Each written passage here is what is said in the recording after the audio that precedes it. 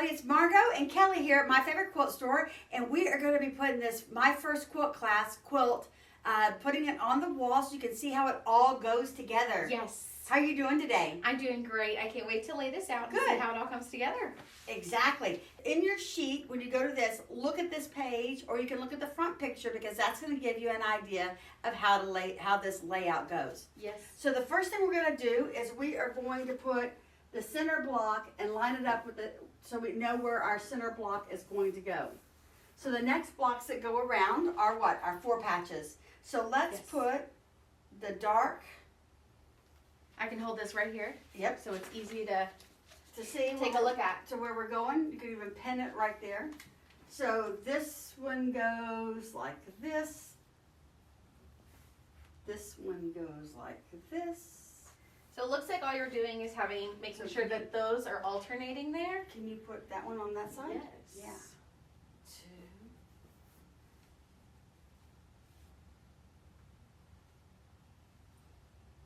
2. Oh, that's not going to work for me.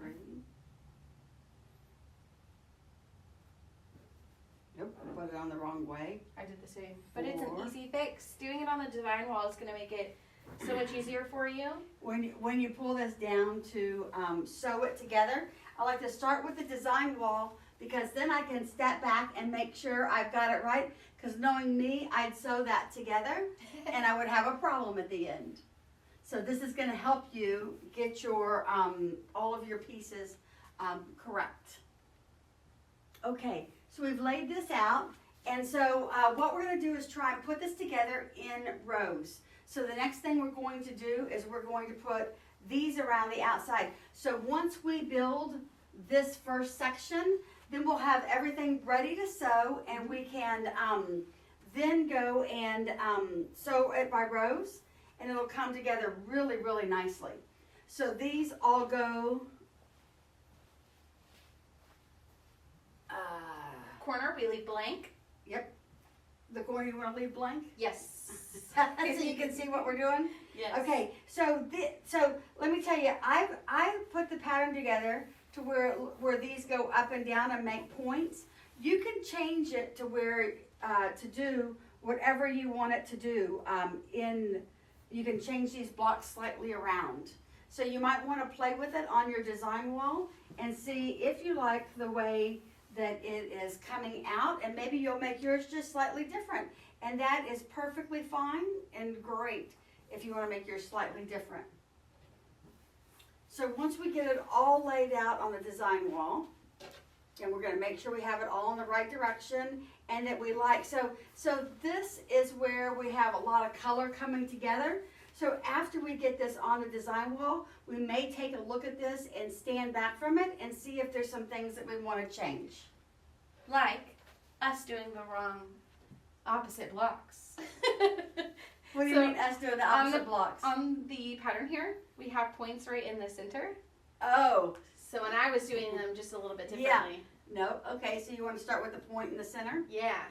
Okay, and then this one goes this way, and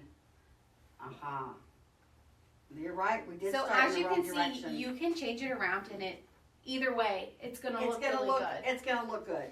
Perfect. So now we're just missing our cornerstones, and we are gonna add those on the corner. Okay, let's add them. And then what we're gonna do is step back and take a look at this and see if we like the way the colors work around the outside. Yeah, like I took these 2 greens here, and I really liked how those were working nicely together. So I feel like we have a lot of the orange on this side and all green on that side. So let's flip these 2 right here. All right. And that's why taking a step back is gonna make putting these colors together so easy, because once you get a step back from it, it's gonna be easier to just look at everything all together. Yeah, so that really changed the way it looked, where it wasn't so heavy with orange all on one side and has moved it around. Mm-hmm. And the purple looks like it's well dispersed. The blue, there's some all the way around. So it looks like it's really dispersed well now.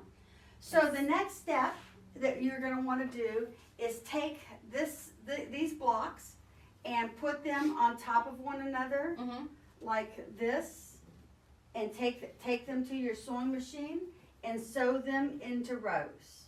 So I do that all the way across so that I know when I get to my sewing machine, I am gonna take this one and put this one on top, right sides together, sew it, open it up, put this one, right sides together, sew it, open it up, and vice versa, all the way along across on the row, and then press them all out, and then pick up the next row. And it's nice when you lay them out that you know that when you pick them up, you leave them in the same orientation, so that when you go to sew, you have them completely right. Yes, and I even sometimes put a sticky note on one side that says, this is my start. So I always know that this edge is going to be the side that I'm going to sew next. Yes. So I normally don't take them down off the design wall until I get the row done. And then what I will do is go and press the row that I've just done, put it back on the design wall, make sure it still flows with the design, and pick up the next row. So these are going to be only 2 pieces here and 2 pieces there, and then we'll sew those together to make all of this at one time. So you'll make this side and then this side, and then we'll sew it to the middle here. Yes, because we already have these 4 already pieced together. So. And then once we get these 2 rows sewn, we're going to sew those together, get these 2 rows done, sew them together, and then your last seam will be that seam and this seam across. Yes. And all it will be matching at that point is this corner, and this corner, and that corner. So that should be the easiest matching part of the whole project. So again, you want to make the first 2 bottom rows first, make the whole row, press the row, put it back in place, see how it looks against this row to make sure you haven't misplaced anything, because at that point, that's when you're going to want to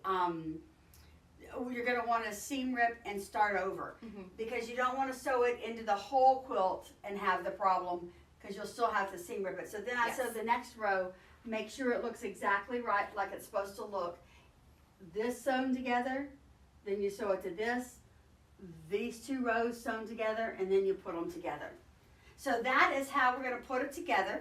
And then once that is all together and sewn, which is the next step, what we're going to do is we're going to measure it to put on our borders. So we will come back with another tutorial on, once it's sewn together, how to measure it to put on borders, so that we can get our borders on this quilt.